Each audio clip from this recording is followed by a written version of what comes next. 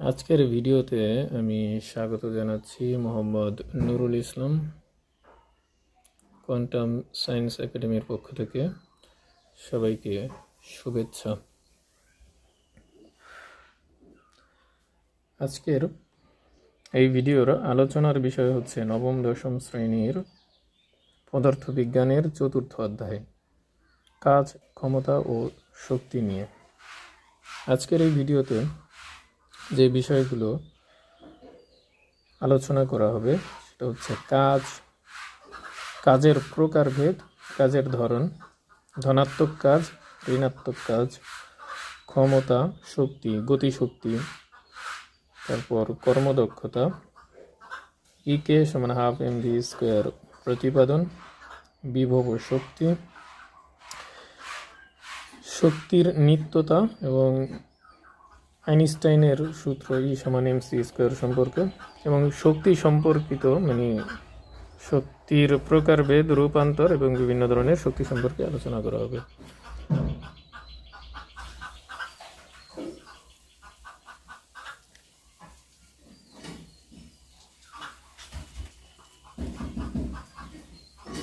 চলুন তাহলে শুরু করা যাক। প্রথমে হচ্ছে কাজ।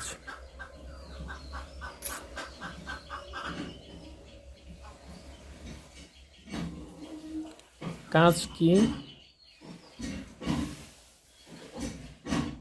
কোনো বস্তুতে যদি বল প্রয়োগ করা হয়, বল প্রয়োগ করা হলে যদি বস্তুর সরণ ঘটে তাহলে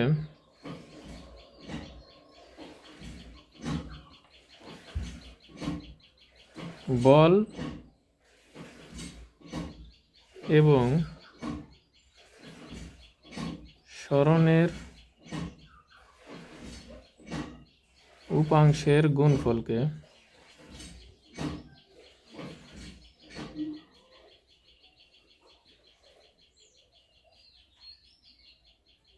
কাজ বলে।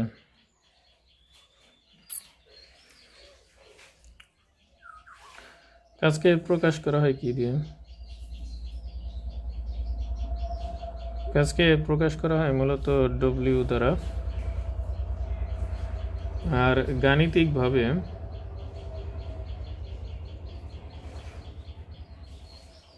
ডব্লিউ ইজিক্যাল এফ, সরণ যদি হয় এস তাহলে ডব্লিউ ইজিক্যাল এফ এস হবে। তো গাণিতিকভাবে আরও প্রকাশ করা যেতে পারে আর একভাবে, সেটা হলো একটা বস্তু যদি চলতে থাকে, আমরা এই অক্ষ বরাবর দেখার চেষ্টা করি। একটা বস্তু এদিকে নাম দিলাম এক্স, ওয়াই, এদিকে 0। কোনো বস্তু যদি এক্স অক্ষ বরাবর চলে আর বল যদি প্রয়োগ করা হয় এই বরাবর, সেটা আমি একটু গ্রাফ এঁকে দেখি। তাহলে ওপি পথ বরাবর যদি কোনো একটা বস্তুতে বল প্রয়োগ করা হয় তাহলে এখানে একটা কোণ সৃষ্টি হয় থিটা, অর্থাৎ বস্তুটা যেই দিক বরাবর চলে সেই দিক এবং বল প্রয়োগের দিকে মধ্যবর্তী দিকে একটা কোণের সৃষ্টি হয় থিটা। এরকম যদি সৃষ্টি হয় তাহলে কাজের পরিমাণ W is equal F S cos theta হবে। তাহলে এফ হচ্ছে বল, এস কস থিটা পুরোটা হচ্ছে তাহলে বলের সরণের উপাংশ। আমরা এখানে এটা সম্পর্কে আর একটু বিস্তারিত বলবো। তার পূর্বে এই পুরো সংখ্যাটা, কাজের যে সংখ্যাটা আছে সেটা পুরোটা আমরা পুরো সম্পর্কে একটু জেনে নিই, পুরো কাজ সম্পর্কে একটু জেনে নিই। তো গাণিতিকভাবে W is equal F S, W is equal F S cos theta এই দুইভাবে প্রকাশ করা যেতে পারে কাজকে। আর কাজ এটার একক কি? তাহলে একক আমরা এখানে দেখতে পাচ্ছি বল এবং সরণের গুণফল। তাহলে নিউটন এবং সরণ এর একক হচ্ছে মিটার, তাহলে নিউটন মিটার একক আসে। কিন্তু কাজের আরও একটা একক আছে, সেটা হচ্ছে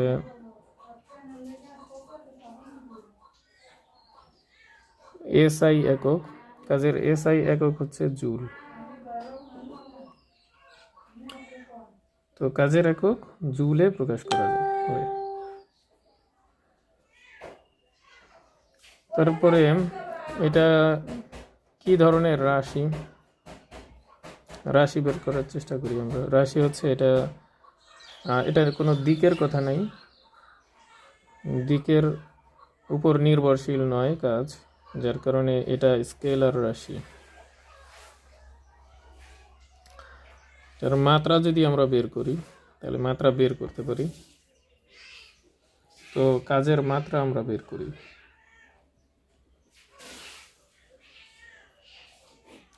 আমরা দেখতে পাচ্ছি ডাব্লিউ ইজিক্যাল এফ এস।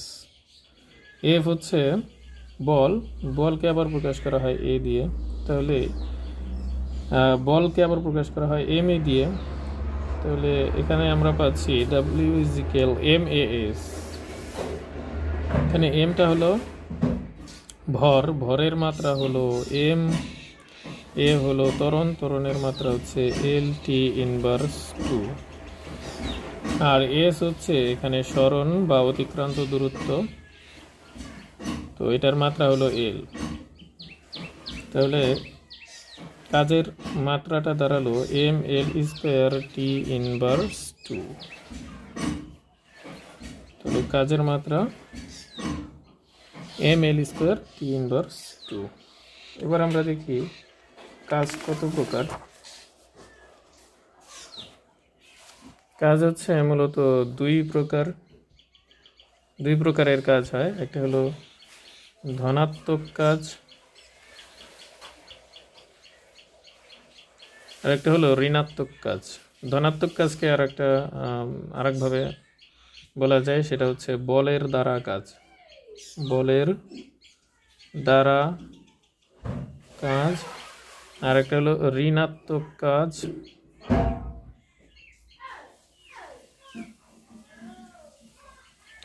বা বলের বিরুদ্ধে কাজ।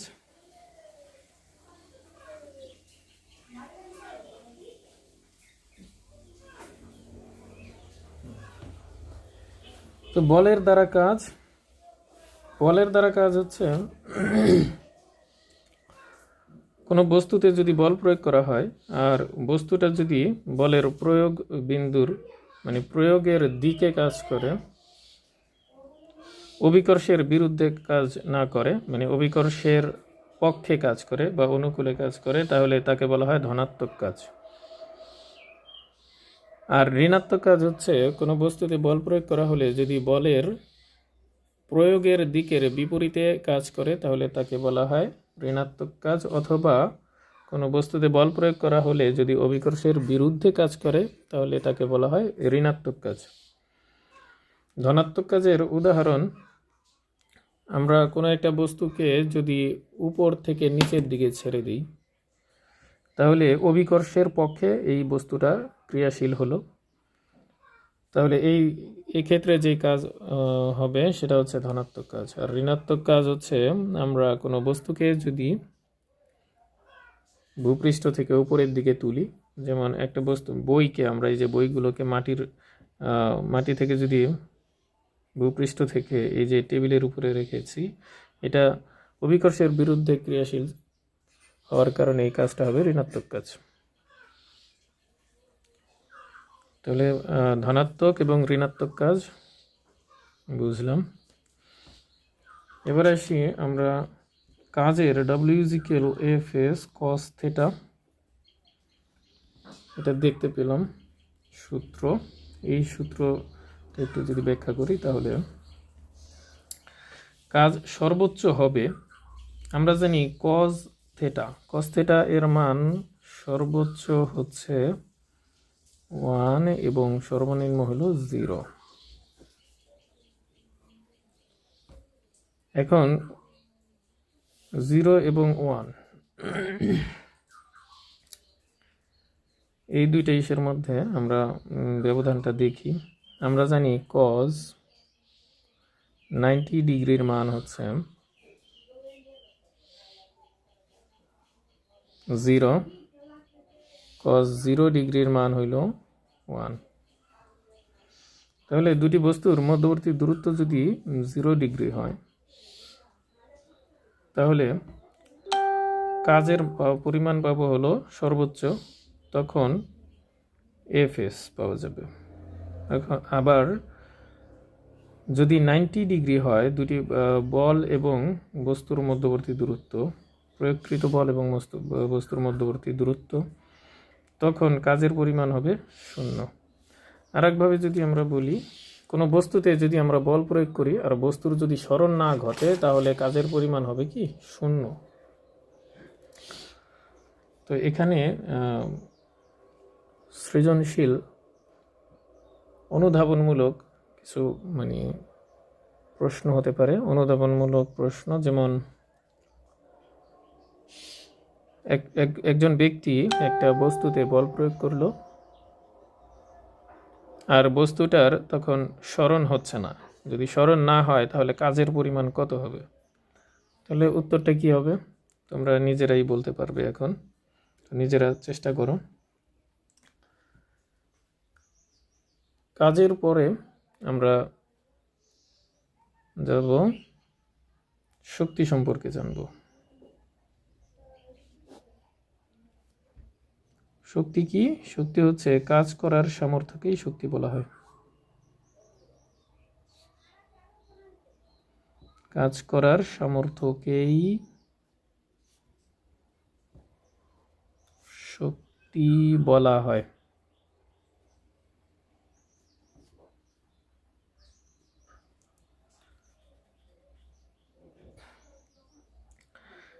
শক্তির একক কি?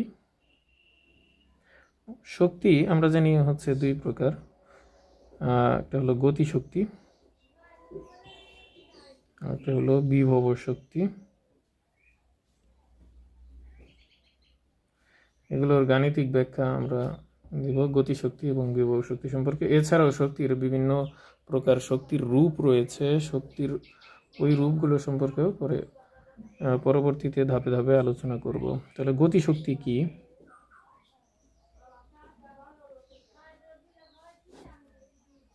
গতিশক্তি হচ্ছে গতির কারণে কোনো বস্তুতে যে শক্তি উৎপন্ন হয় বা যে শক্তি অর্জন হয় তাকেই বলা হয় গতিশক্তি।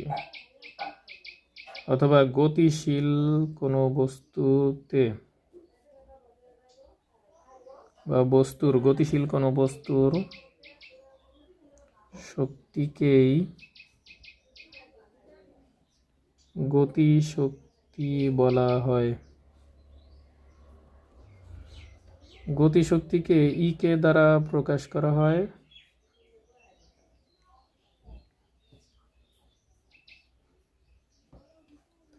আর সকল শক্তির এককই হবে জুল। শক্তির একক জুল। তারপরে গাণিতিকভাবে গতিশক্তিকে প্রকাশ করা হয় কে সমান ½ mv²। এটার প্রতিপাদন আমরা করব। শক্তি, এখানে আমরা কাজ করার সামর্থ্যকে যেহেতু শক্তি বলা হয়, শক্তির একক জুল মাত্রা। শক্তির মাত্রা হবে কি? কাজের মাত্রা mL²T−2। তাহলে শক্তি কি ধরনের রাশি হবে? অবশ্যই স্কেলার হবে, যেহেতু কাজ স্কেলার, শক্তিও তাহলে হবে স্কেলার। তো গতিশক্তির সূত্র কে সমান ½ mv²। এটার প্রতিপাদন আমরা দেখি।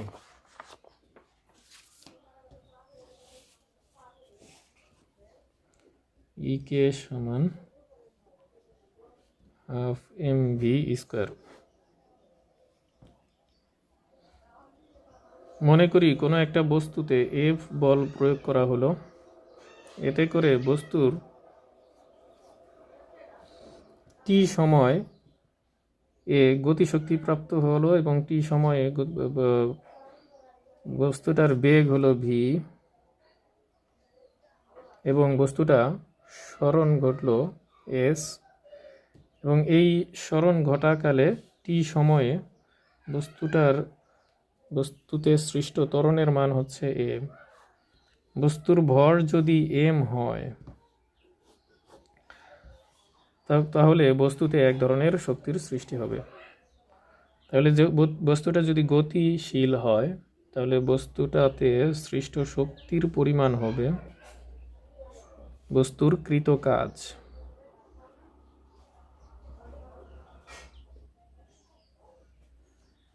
যেহেতু বস্তুটাতে এফ বল প্রয়োগ করা হয়েছে আর বস্তুর সরণ এস হয়েছে, তাহলে কাজের পরিমাণ হবে, শক্তির পরিমাণ হবে, এখানে কৃত কাজ মূলত শক্তি, কাজের পরিমাণ হবে এফ এস।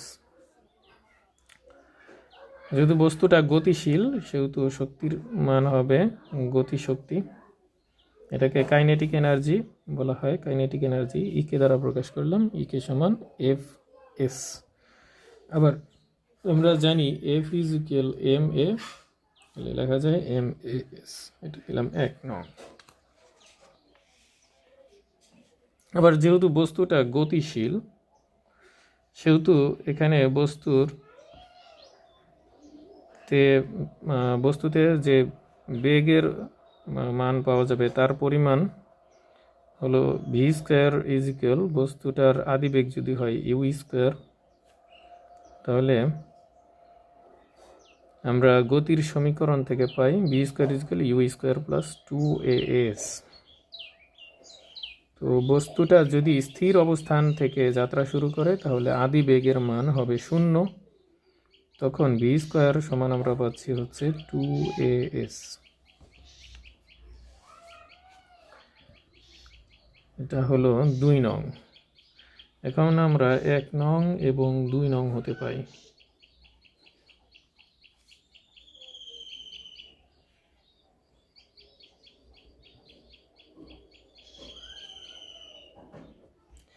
এক নং এবং 2 নং তুলনা করলে আমরা পাই ইকে সমান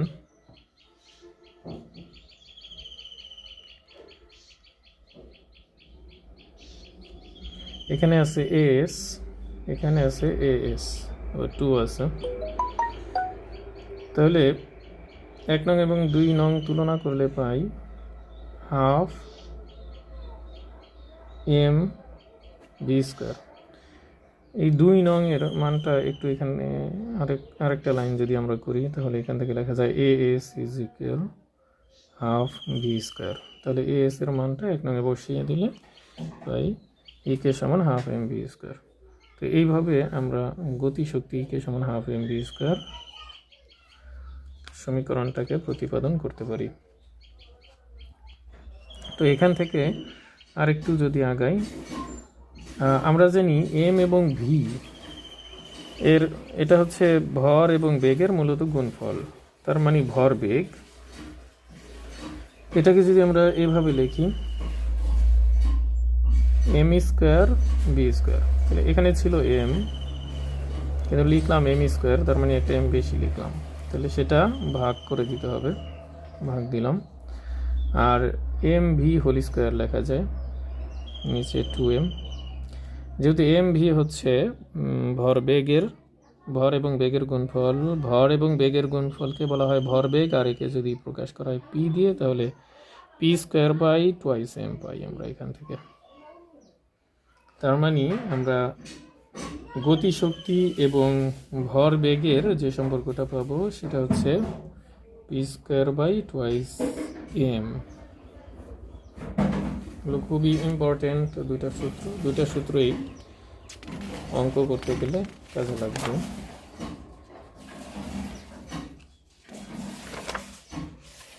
এরপরে হচ্ছে বিভব শক্তি।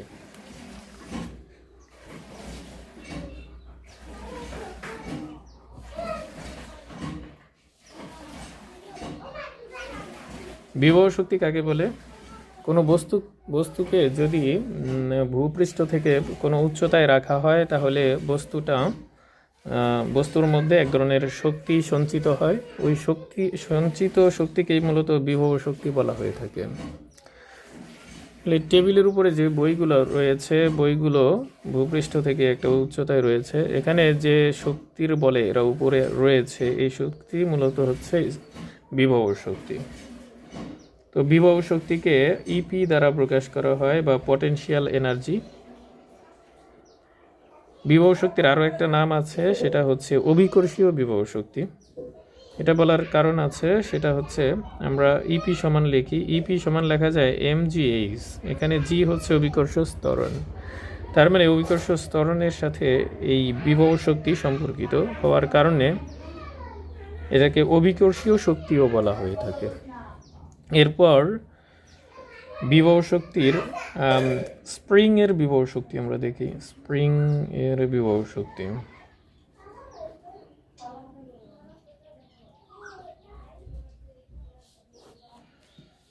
এই স্প্রিং, যদি আমরা, এটা একটা স্প্রিং, এটাকে যদি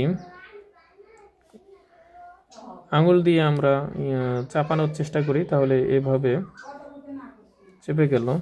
মানে একটা এইখান থেকে এই পর্যন্ত দূরত্ব ছিল এল, তো চেপে এখান থেকে এই পর্যন্ত চলে আসলো, তার মানে এটা সংকুচিত হলো। তাহলে এই সংকোচনের ফলে এই সংকুচিত যে স্প্রিংটা আছে, এটা যদি আমরা ছেড়ে দিই আর এটার উপরে যদি কোনো একটা বস্তু রাখি, তাহলে ওই বস্তুটাকে একেবারে ছুঁড়ে ফেলে দিবে। এটার কারণ কি? এটার কারণ হচ্ছে এখানে এক ধরনের শক্তি সঞ্চিত ছিল, ওই শক্তি দ্বারাই স্প্রিংটা বস্তুটাকে ছুঁড়ে ফেলে দিল। তো এই শক্তিটাকে বলা হয় স্প্রিং এর বিভব শক্তি। এটার মান, স্প্রিং ধ্রুবক যদি হয় কে, তাহলে এটার মান হচ্ছে ইপি ইজিক্যাল হাফ কে, আর যদি বস্তুটার সংকোচন হয় এক্স, তাহলে হাফ কে এক্স স্কোয়ার। বিভব শক্তিকে, স্প্রিং এর বিভব শক্তিকে আমরা এভাবে লিখতে পারি, ইপি সমান হাফ কে এক্স স্কোয়ার। বিভব শক্তি সম্পর্কে জানলাম। আর একটা হচ্ছে শক্তির নিত্যতা।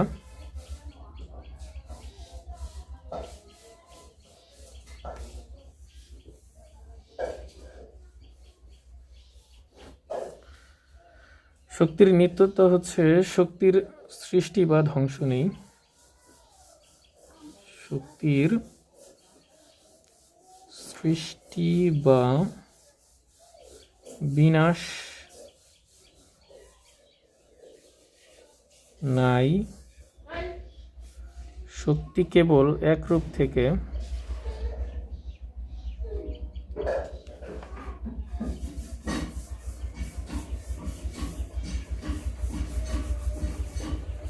অন্য রূপে রূপান্তরিত হয়।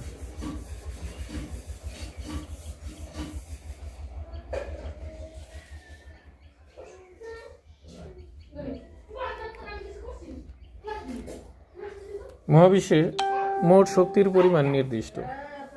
মহাবিশ্বে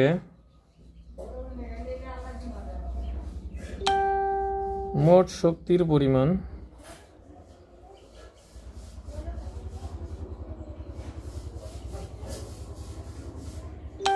নির্দিষ্ট।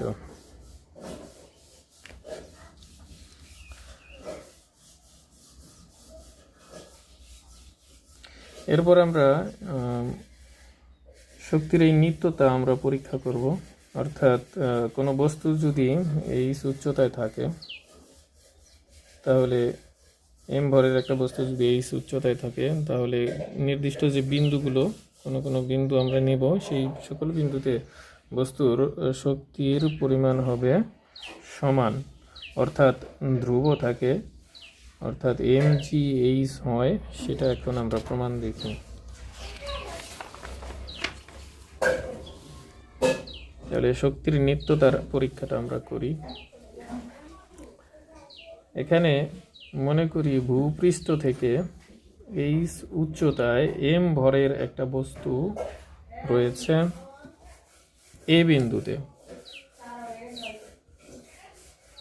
তাহলে এ বিন্দুতে বস্তুটা যেহেতু অবস্থান করছে সেহেতু এ বিন্দুতে সমস্ত শক্তিই হবে বিভব শক্তি। তাহলে এই বিভব শক্তির পরিমাণ হচ্ছে mgh। এখন এই এম বিন্দুতে যেহেতু বস্তুটা স্থির রয়েছে তাহলে গতি শক্তি থাকবে না, গতি শক্তির পরিমাণ হবে 0। তাহলে এ বিন্দুতে মোট শক্তির পরিমাণ হচ্ছে mgh। এটা হচ্ছে এ বিন্দুতে। তো বি বিন্দুতে বস্তুটা যদি আসে তাহলে এই পর্যন্ত দূরত্বটা যদি ধরি আমরা x, তাহলে ভূপৃষ্ঠ সি বিন্দু থেকে বি বিন্দু পর্যন্ত দূরত্ব হবে h - x। তাহলে বি বিন্দুতে যখন বস্তুটা নেমে আসবে তখন বস্তুটার বিভব শক্তি এবং গতিশক্তি উভয়ই থাকবে। তো বি বিন্দুতে বস্তুটার বিভব শক্তি যদি আমরা লিখি ইবি তাহলে দাঁড়ায় mg। সি বিন্দু মানে ভূপৃষ্ঠ থেকে বি বিন্দুর উচ্চতা হচ্ছে h - x। তাহলে mgh - mgx এটা হচ্ছে বি বিন্দুতে বিভব শক্তি।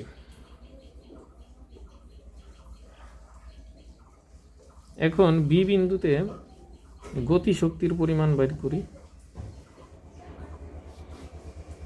বি বিন্দুতে গতি শক্তি কত?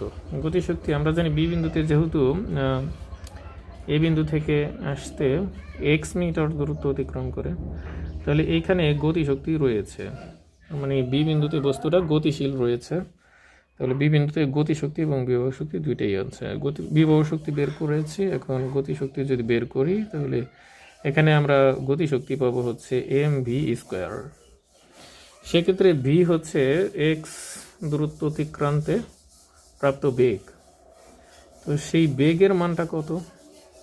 বেগের মানটা আমরা জানি u² প্লাস হবে, কারণ বস্তুটা উপর থেকে নিচের দিকে নামছে, অর্থাৎ অভিকর্ষের পক্ষে কাজ করছে বা অনুকূলে কাজ করছে। 2a হবে না, g হবে, 2gx হবে, কারণ অতিক্রান্ত দূরত্ব হচ্ছে এখানে x, এ থেকে বি পর্যন্ত। তো বস্তুটা প্রথমে ছিল স্থির, তাহলে আদি বেগ হবে 0। তাহলে এখানে আমরা পাবো ½ m × 2gx। এই 2a কাটা যদি যায় তাহলে পাবো হলো mgx। তাহলে বি বিন্দুতে মোট শক্তির পরিমাণ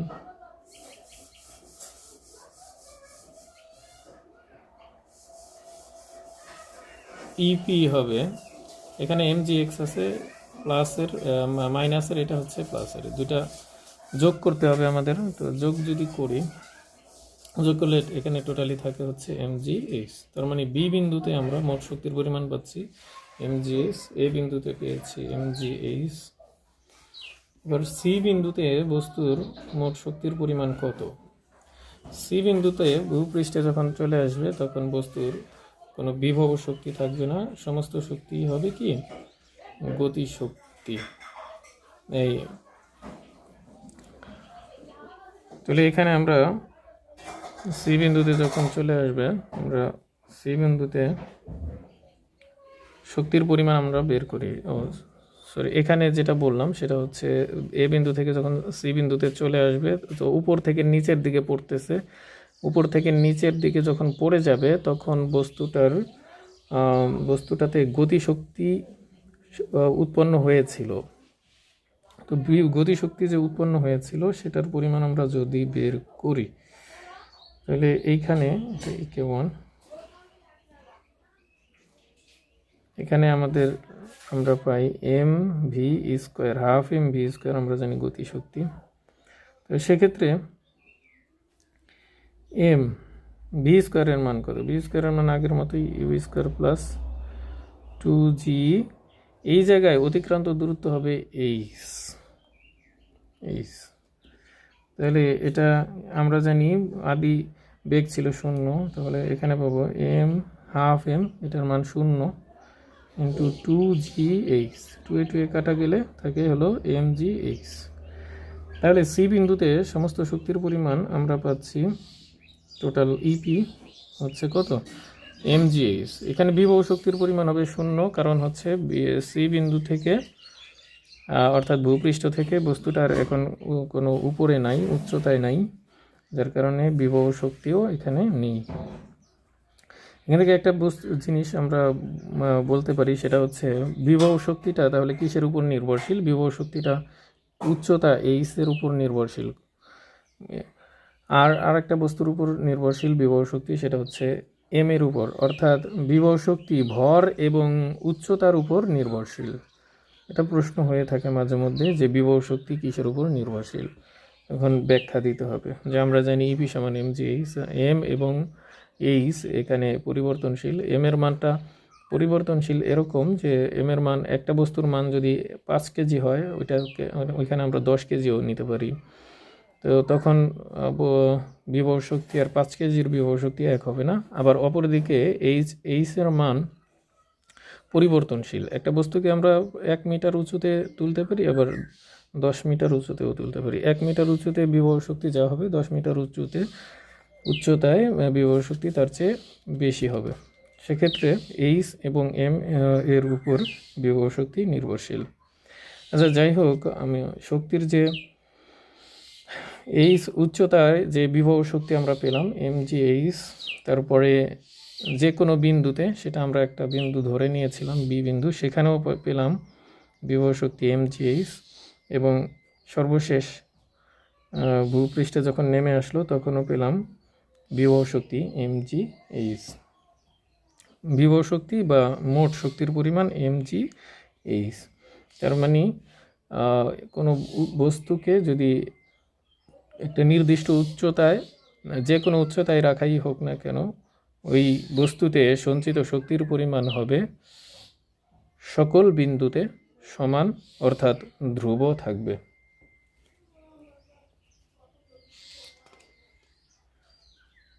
এরপর আমরা দেখব হচ্ছে ক্ষমতা।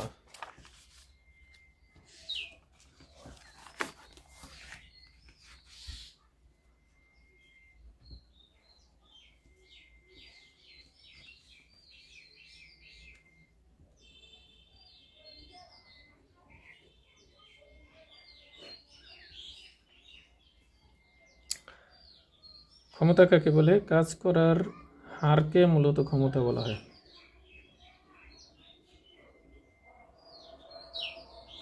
হারকেই ক্ষমতা বলে।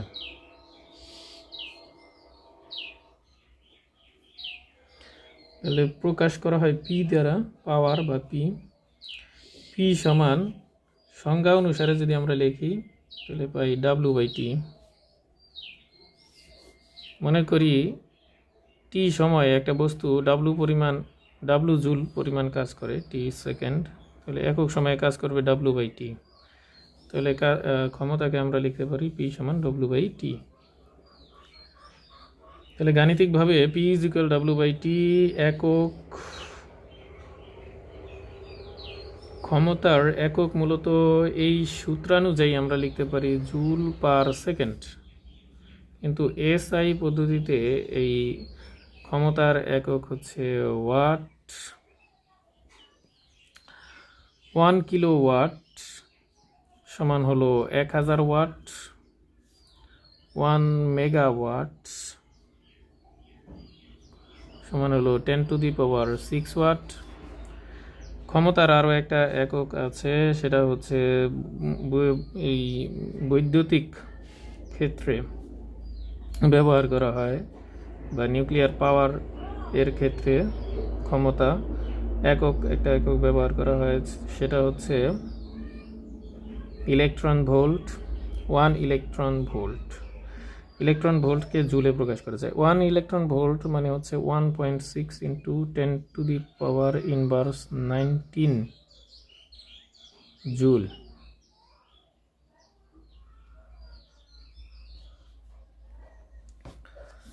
আমরা জানি 746 ওয়াট সমান হলো 1 হর্স পাওয়ার, HP।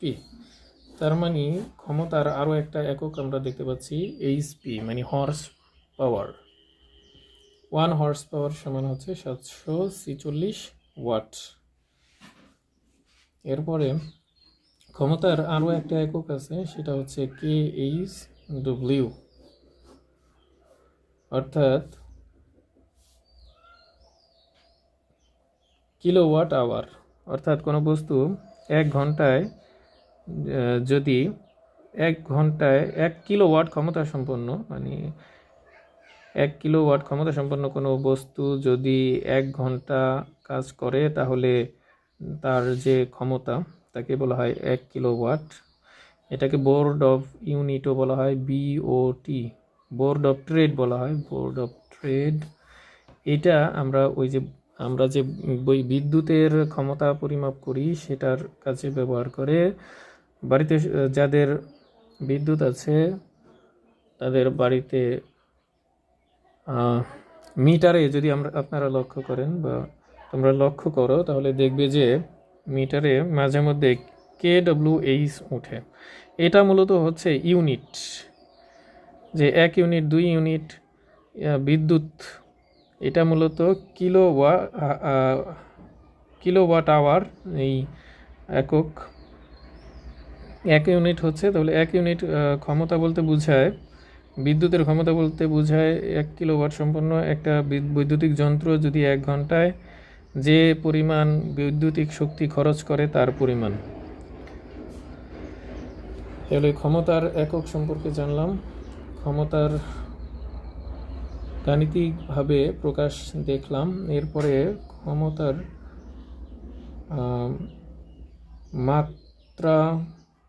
মাত্রা কি? ক্ষমতার মাত্রা হচ্ছে, এখান থেকে আমরা যদি বের করি ক্ষমতা P=W/T। W হচ্ছে কাজের মাত্রাটা আমরা বের করছি। কাজের মাত্রা ছিল mL²T ইনভার্স 2, আর এখানে আমরা নিচে পাচ্ছি T। তাহলে T হচ্ছে সময়ের মাত্রা হলো আবার T, এটা পুরা। তাহলে ক্ষমতার মাত্রা যদি আমরা বের করি P=mL²T ইনভার্স 3। খুবই ইম্পর্টেন্ট এই বিষয়গুলো, পরীক্ষাতে অবজেক্টিভ হিসেবে আসে, সুতরাং জানতে হবে। আর এখানে যে জুলের মেগা জুল, ইলেকট্রন ভোল্ট, এগুলোতেও ব্যবহার করে, এগুলো আমাদের জানতে হবে। তারপরে মাত্রা, এটা রাশি, কি ধরনের রাশি?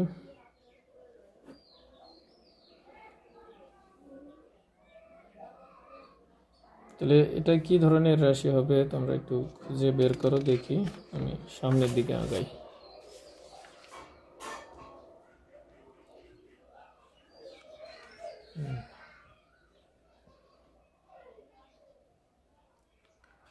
এবার আমরা শক্তির বিভিন্ন রূপ সম্পর্কে একটু দেখি।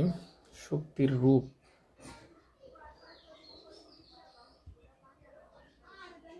শক্তির রূপের পরে আমরা কর্মদক্ষতা সম্পর্কে আলোচনা করব। কর্মদক্ষতা খুবই গুরুত্বপূর্ণ একটা বিষয় এই অধ্যায়ের, কারণ কর্মদক্ষতা থেকে একটা অঙ্ক সবসময় থাকে।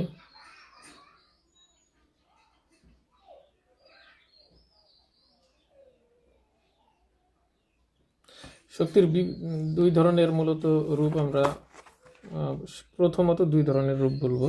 একটা হলো নবায়নযোগ্য শক্তি, আর একটা হচ্ছে অনবায়নযোগ্য শক্তি। এখন নবায়নযোগ্য আর অনবায়নযোগ্যের মধ্যে অনেকগুলো প্রকারভেদ আছে, সেগুলো আস্তে আস্তে দেখি আমরা। তো নবায়নযোগ্য যে শক্তি হচ্ছে, মানে যে সকল শক্তি শেষ হবে না বা কোনো সোর্সের মাধ্যমে আবার পুনরায় ওই শক্তিগুলো উৎপাদন করা সম্ভব, এই ধরনের শক্তিকে মূলত নবায়নযোগ্য শক্তি বলা হয়। তাহলে নবায়নযোগ্য শক্তি।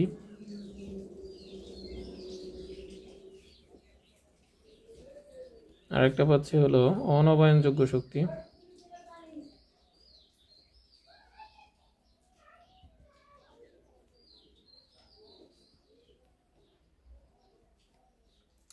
নবায়নযোগ্য যে শক্তি, নবায়নযোগ্য শক্তির উদাহরণ হচ্ছে সৌরশক্তি, তারপরে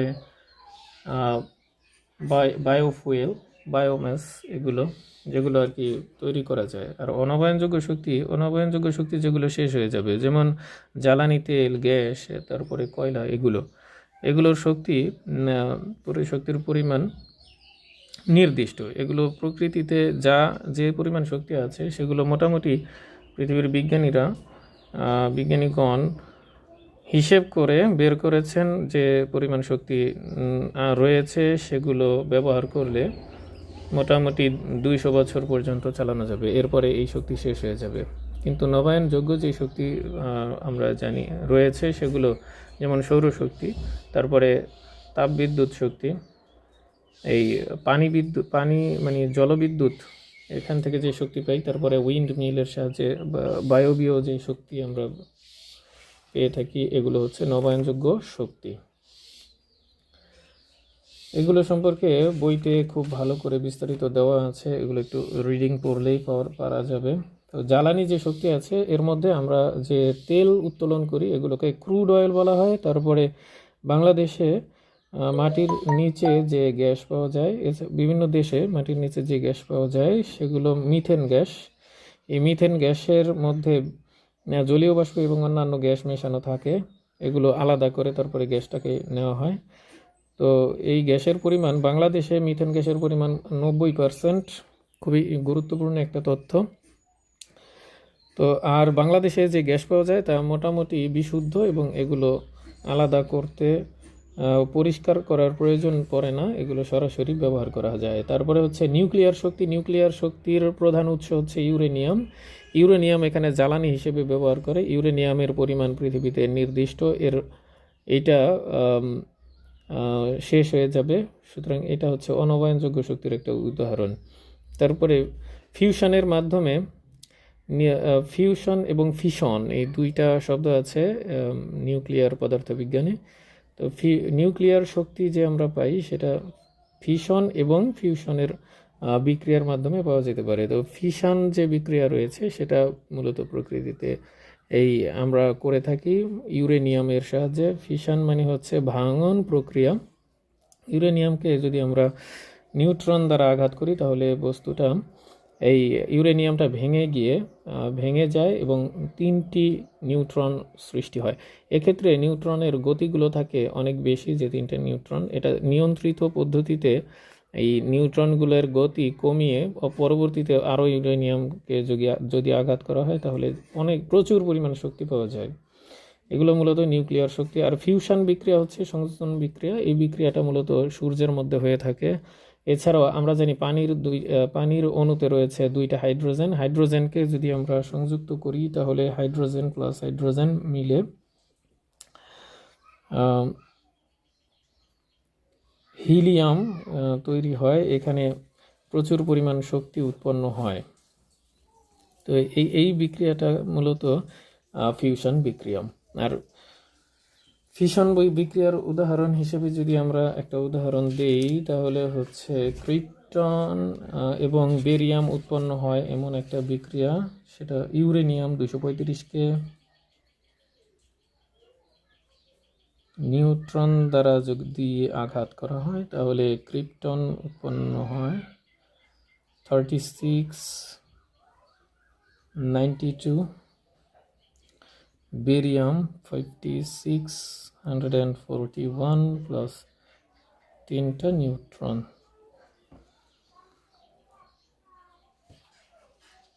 আচ্ছা, জলবিদ্যুৎ আমরা জানি পৃথিবীর পুরো শক্তির প্রায় 1/5 হচ্ছে নবায়নযোগ্য শক্তি, তাহলে বাকিগুলো হচ্ছে অনবায়নযোগ্য শক্তি। সুতরাং নবায়নযোগ্য শক্তির প্রতি গুরুত্ব দিতে হবে আমাদের বেশি।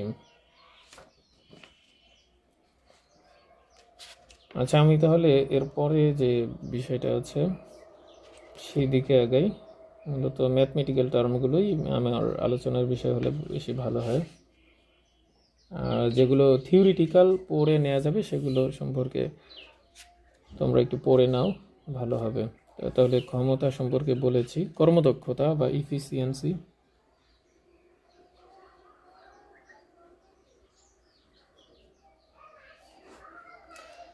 কর্মদক্ষতা কাকে বলে? কর্মদক্ষতা হচ্ছে কর্মক্ষম কোনো বস্তুর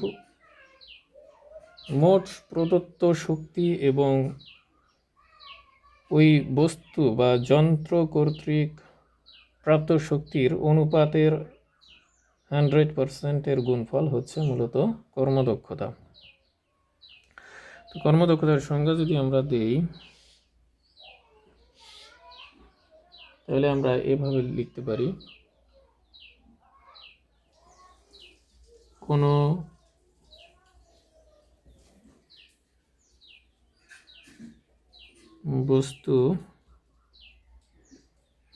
বস্তুতে প্রদত্ত মোট শক্তি বা ক্ষমতা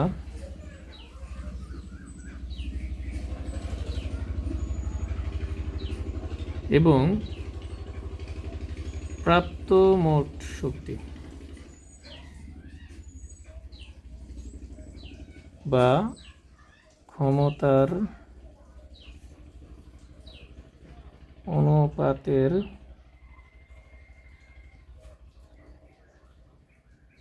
শতকরা মানকে কর্মদক্ষতা বলা হয়।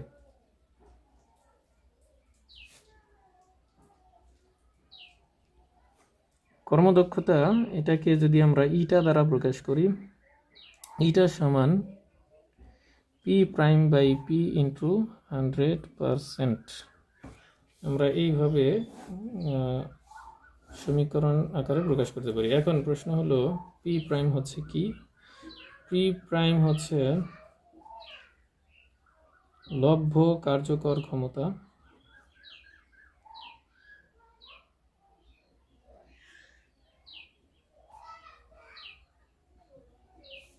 আর P হচ্ছে মোট প্রদত্ত